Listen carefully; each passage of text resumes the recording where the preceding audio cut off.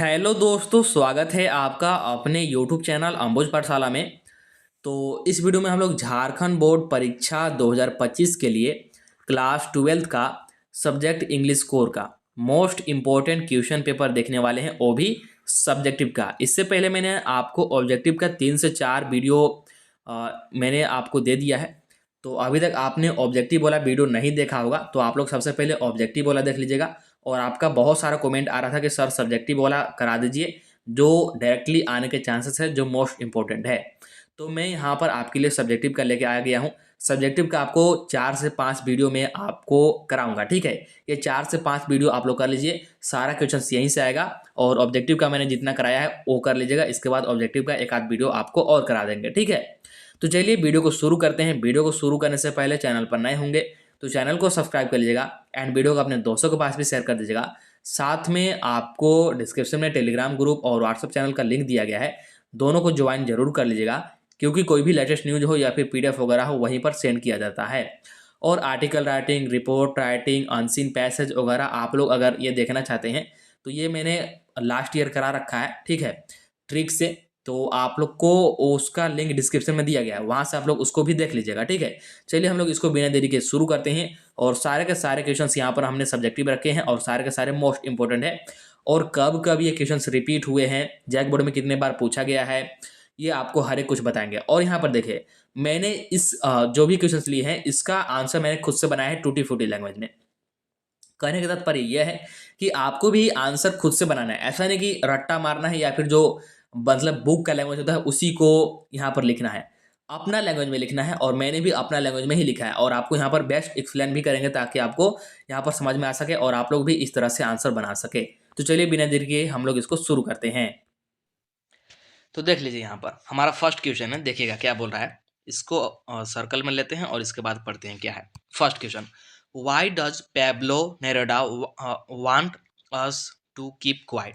यानी कि जो पेब्लो नेरुदा है, हमारे कीपिंग क्वाइट चैप्टर का पोएट, ये हमसे क्यों चाहते हैं कि कीप क्वाइट हो जाए, मतलब कि हम लोग एकदम से शांत हो जाए।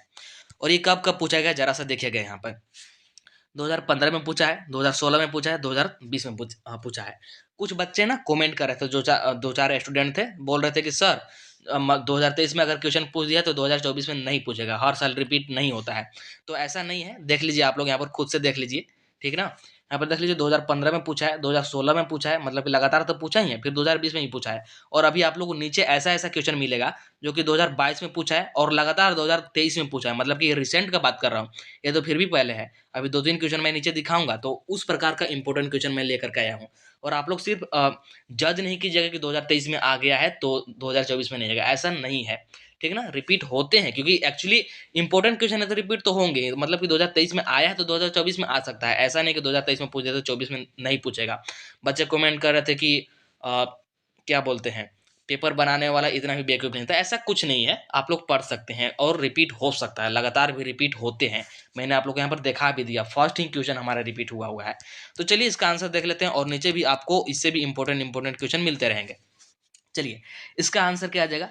The poet Pablo Neruda in the poem keeping quiet want us to keep quiet, मतलब कि जो हमारा चैप्टर है कीपिंग क्वाइट, उसमें हमारे जो पोएट हैं पेब्लो नेरुदा, ये चाहते हैं हमसे कि हम लोग कीपिंग मतलब कि शांत हो जाए। क्यों?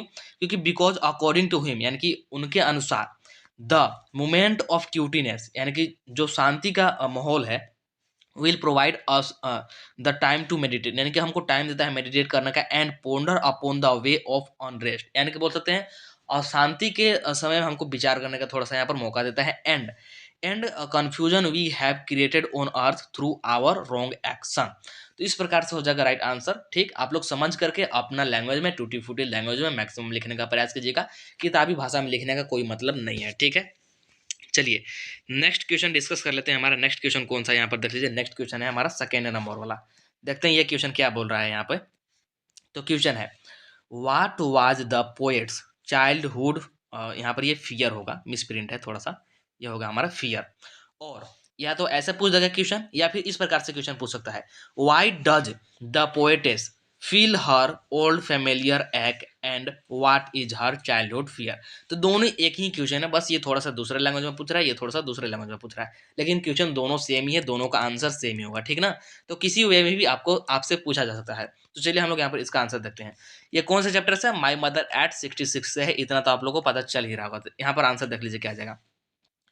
When the poetess sees the pale and corpse-like face of her mother, यानी कि जब भी पोएटेस यानी कि कवित्री अपनी माता का पीला और झुर्री टाइप का जो उनका फेस हो गया है उसको देखती है, तो यहाँ पर बोला कि हर ओल्ड फेमिलियर पेन और द एक रिटर्न, यानी कि उनका जो पहचाना हुआ पुराना सा जो दर्द है या फिर जो बोल सकते हैं भय है, वो वापस आ जाता है।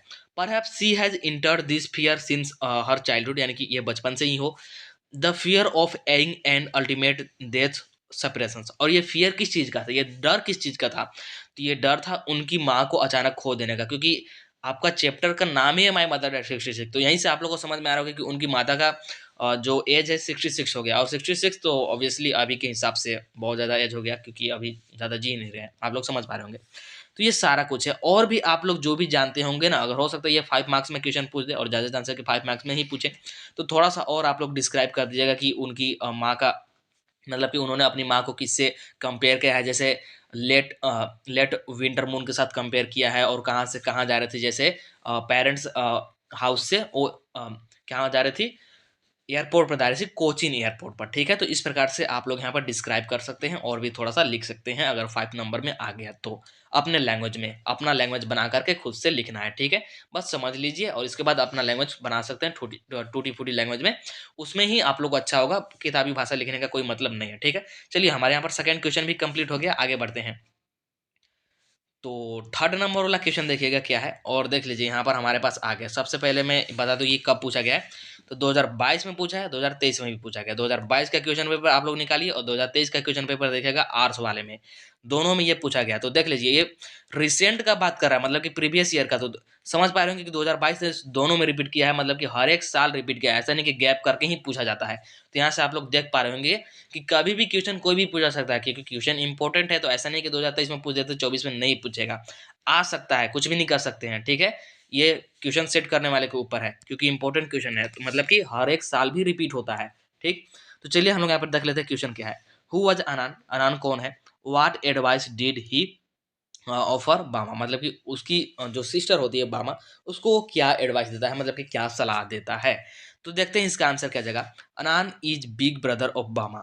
ठीक, और यहाँ पे ये बामा है, मिस प्रिंट है ए ना, मतलब कि बामा का बड़ा भाई था अनान। ठीक है, अनान एडवाइस टू बामा हर डैड द, मतलब कि अनान जो है अपनी सिस्टर बामा को सजेस्ट करता है, एडवाइस करता है, यानी कि सलाह देता है कि the people of lower caste had not respect and dignity they, मतलब कि जो लोअर कास्ट के पीपल हैं उनका कोई रिस्पेक्ट नहीं करता है। ठीक है ना, आप लोग ये पहले की बात है, पहले तो और भी ज़्यादा छुआछूत चलता था। आप लोग पढ़े भी होंगे 10th क्लास में साइंस वगैरह में। ठीक है, छुआछूत उसमें बहुत चलता था, और जो लोअर कास्ट के होते थे ना उनको कोई रिस्पेक्ट या फिर कुछ भी आदर वगैरह कुछ भी नहीं किया जाता था, उनसे अलग ही सारे भागते फिरते थे, ऐसा बताया गया है। ठीक है, इसके बाद देखिएगा they can earn respect and honour if they got education, मतलब कि जो लोअर कास्ट के हैं ना, जो लोअर कास्ट के पीपल हैं, उनको कब रिस्पेक्ट मिलेगा या फिर वो कब रिस्पेक्ट कमा सकते हैं? जब वो खुद से क्या करे, खूब ज़्यादा पढ़ाई करे और खूब ज़्यादा एजुकेटेड हो जाए, उनके पास ज़्यादा नॉलेज हो। तो ऑब्वियसली जो अपर कास्ट के लोग हैं उनको मान लीजिए कुछ काम लग गया, ठीक, कुछ काम लग गया, अब उनके पास उतना नॉलेज नहीं है और आपके पास नॉलेज है, भले ही आप लोअर कास्ट के, लेकिन वो आपके पास आएगा, ये 100% तय है। आप लोग दैनिक जीवन में भी देखे होंगे। तो वही बात यहाँ पर बोला जा रहा है, और वही बात आपको अपने लैंग्वेज में भी लिख देना है। जो यहाँ पर मैं बता रहा हूँ वो जरूरी नहीं कि आप लोग वही लिखें, यहाँ पर जितना समझ लिए, बाकी अपने हिसाब से बना सकते हैं। ठीक, तो यही बात बोला जा रहा है कि कैसे रिस्पेक्ट और ऑनर कमा सकते हैं। तो education and knowledge, her brother advice the बामा डिम्पल, तो जो उनकी मतलब कि उनका जो ब्रदर होता है, बामा का बड़ा ब्रदर, ठीक, अनान, ये एडवाइस करता है बामा को। ठीक है, तो इस प्रकार से आप लोग को लिखना है, और थोड़ा सा आप लोग और लिख दीजिएगा अपने हिसाब से जोड़ करके।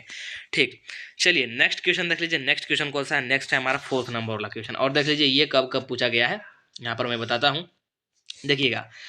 तो क्वेश्चन है सबसे पहले, what is the childish longing the poet refer to in the poem roadside stand, why is it vain. ठीक है, जो हमारा पोएम है रोड साइड स्टैंड, ये उससे क्वेश्चन है, और रोड साइड स्टैंड में जो ये चाइल्डहुड लॉन्गिंग है, ये पोएट इससे क्या रेफर कर रहे हैं, और ये वेस्ट क्यों, मतलब कि ये व्यर्थ क्यों जा रहा है, ये भी बताना है साथ में ना।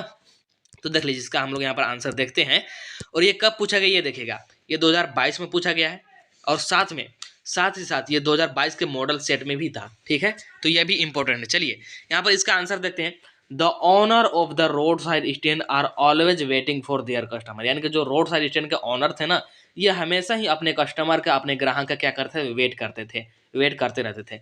दे keep their window open to attract him but when no one turn up they, मतलब कि इनका जो विंडो था ना, विंडो खिड़की, ये हमेशा ओपन रखते थे ताकि जो भी कस्टमर है उनकी तरफ अट्रैक्ट हो, उनकी तरफ आए और वहां पर आकर के सामान वगैरह खरीदे। ठीक, तो वही बात बोल रहा है। But way no one turn, मतलब कि जब उनके पास कोई नहीं आया, they become sad, they are always waiting to hear the brake और the sound of stopping car. हो गया यहाँ पर, ये के नहीं है, ये कार है, मिस प्रिंट है ना, ये कार है। ठीक है, तो क्या होता था कि मतलब वहाँ पर कार का रुकने का आवाज़ सुनते थे या फिर सुनते रहते थे, लेकिन कोई भी वहाँ पर रुक नहीं रहा था, बट एवरीथिंग गोज, मतलब कि सारा कुछ चला जा रहा था।